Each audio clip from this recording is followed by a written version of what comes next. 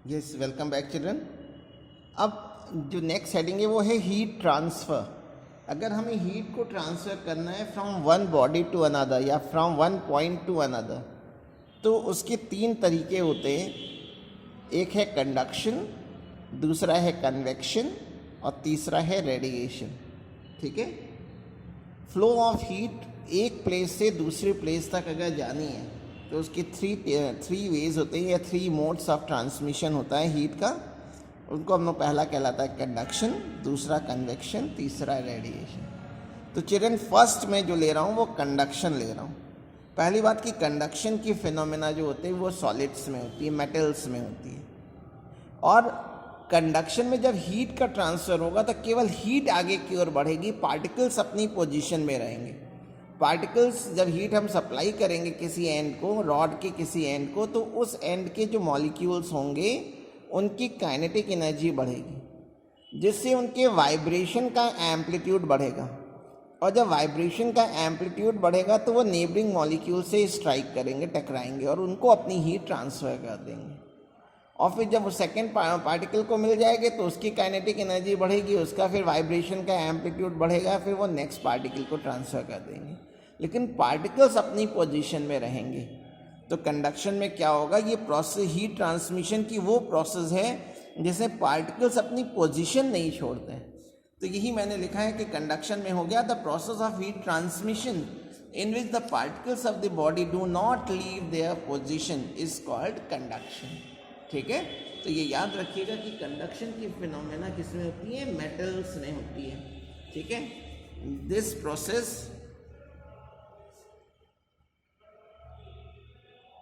occurs only in solids, only in solids, या metals भी मैं कह सकता हूँ। मेटल्स में इसलिए कह रहे हैं क्योंकि उनमें फ्री इलेक्ट्रॉन्स होते हैं। ठीक है। अब कंडक्शन को हमें अब डिटेल में पढ़ना है, तो इसमें सबसे पहले हमें मालूम होना चाहिए एक टर्म है, वो है isothermal surface. Isothermal surface, isothermal surface क्या होता है, किसी भी ऐसे सरफेस को, आइसो मीन्स होता है सेम, आइसो मीन्स सेम। अगर कोई सरफेस है जिसके हर एक पॉइंट का टेम्परेचर सेम है तो ऐसे सरफेस को हम लोग आइसोथर्मल सरफेस कहते हैं। Any surface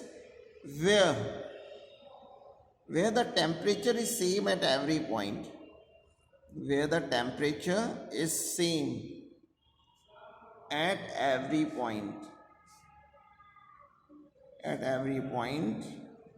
is called an isothermal surface. An isothermal surface. तो आइसोथर्मल सरफेस बच्चों वो सरफेस होगा जिसके हर एक पॉइंट पे टेम्परेचर सेम होगा। ठीक है। अच्छा, और जैसे मैं एक सरफेस ये बना दूँ, आइसोथर्मल सरफेस बनाना है, तो ये मैंने कोई बॉडी बना दी है।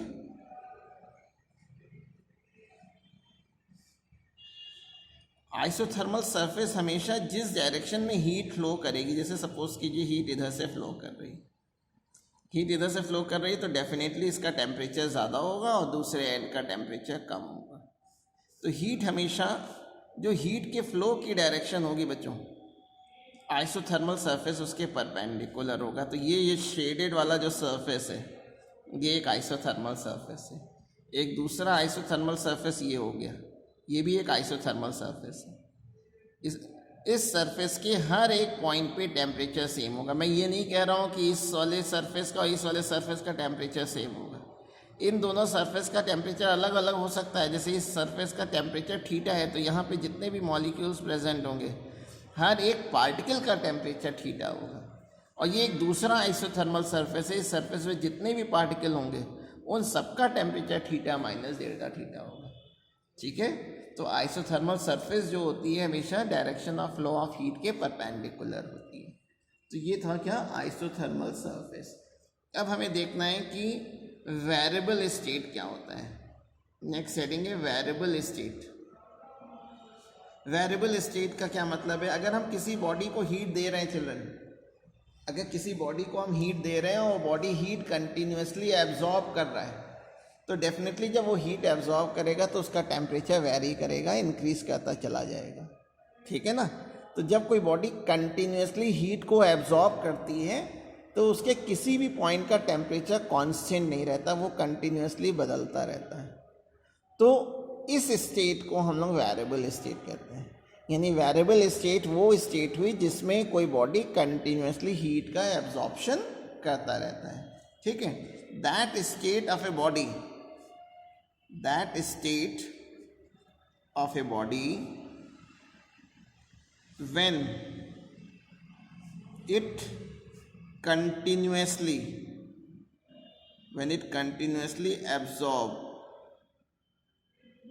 absorbs heat energy so that its temperature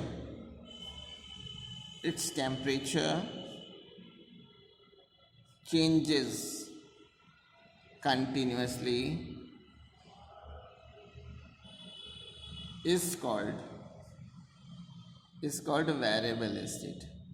variable state में बॉडी हीट को एब्जॉर्ब करेगी, लेकिन हर एक बॉडी की एक लिमिट होती है, उससे ज़्यादा तो वो हीट एब्जॉर्ब नहीं कर पाएगी।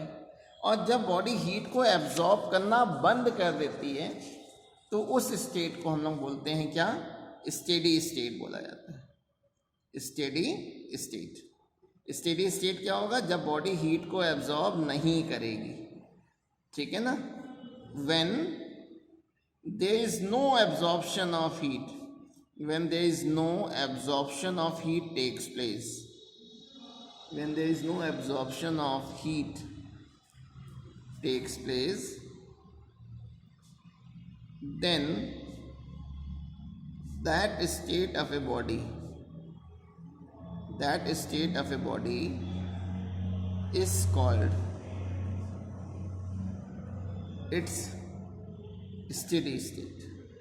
स्टेडी स्टेट में किसी भी पॉइंट पार्ट का टेम्परेचर जो है वो वही रहेगा।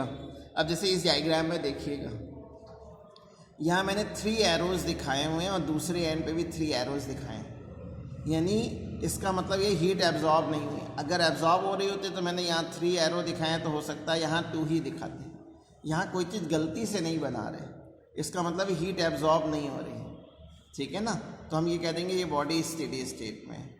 अब जब स्टेडी स्टेट में है तो इसका जो टेम्परेचर है उसका टेम्परेचर वही रहेगा, इस पार्ट का जो टेम्परेचर है उसका टेम्परेचर वही रहेगा, टेम्परेचर चेंज नहीं होगा। जब टेम्परेचर चेंज नहीं होता है तो बॉडी की इस स्टेट को हम लोग बोलते हैं क्या, स्टेडी स्टेट। क्यों नहीं चेंज होता, क्योंकि बॉडी हीट को एब्जॉर्ब नहीं कर रही है। अच्छा, फिर नेक्स्ट हेडिंग है temperature gradient. Temperature gradient important heading है, टेम्परेचर ग्रेडियंट। फिजिक्स में बच्चों कहीं भी ग्रेडियंट वर्ड आ जाए तो इसका मतलब है डिस्टेंस से डिवाइड करना है। टेम्परेचर ग्रेडियंट है तो चेंज इन टेम्परेचर को डिस्टेंस से डिवाइड कर दीजिए। वेलोसिटी ग्रेडियंट है तो चेंज इन वेलोसिटी को डिस्टेंस से डिवाइड कर दीजिए। तो जहाँ भी ग्रेडियंट वर्ड आएगा इसका मतलब है डिवाइडेड बाय डिस्टेंस, ठीक है। जैसे मैं यहाँ एक रॉड दिखा रहा हूँ। अच्छा, इसमें अब जो हम जितनी भी चीज़ें पढ़ेंगे वो स्टेडी स्टेट में पढ़ेंगे। मैंने ये सपोज कर लिया है कि ये कोई रॉड है जिसकी इस एंड का टेम्परेचर थीटा है और दूसरे एंड का temperature theta minus delta theta है। यानी ये इसका टेम्परेचर ज़्यादा है, इसका टेम्परेचर कम है, इसलिए हीट का फ्लो जो होगा हाई टेम्परेचर से लो टेम्परेचर की ओर होगा। इसलिए इधर मैंने 2 एरो दिखाए हैं तो इधर भी 2 एरो दिखा रखा है। इसका मतलब है कि स्टेडी स्टेट में है, हीट का एब्जॉर्प्शन नहीं हो रहा है। और ये डॉटेड वाली जो लाइन दिखा रखी है ये पूरे सरफेस को दिखा रखी है कि ये 2 आइसोथर्मल सरफेस है, क्योंकि हीट हमेशा आइसोथर्मल सरफेस के परपेंडिकुलर फ्लो करता है। अगर इस रॉड की लेंथ को मैं डेल्टा एक्स कह दूं तो चेंज इन टेम्परेचर को अगर मैं डिस्टेंस से डिवाइड कर दूं, चेंज इन टेम्परेचर को डिस्टेंस से अगर डिवाइड कर दें तो जो रेशियो आएगा उसको हम बोलते हैं क्या, टेम्परेचर ग्रेडियंट, ठीक है, टेम्परेचर ग्रेडियंट। तो इसमें से इसको माइनस अगर मैं कर दूं तो theta minus delta theta minus theta upon delta x, ये माइनस थीटा प्लस थीटा से कट जाएगा, तो ये आ गया minus delta theta by delta x. ये टेम्परेचर ग्रेडियंट का फॉर्मूला है। तो टेम्परेचर ग्रेडियंट क्या होता है, अगर कोई रॉड स्टेडी स्टेट में है, इफ़ अ रॉड या कोई body, if A rod is in steady state, if A rod is in steady state, then rate of change of temperature with distance is called temperature gradient, ठीक है।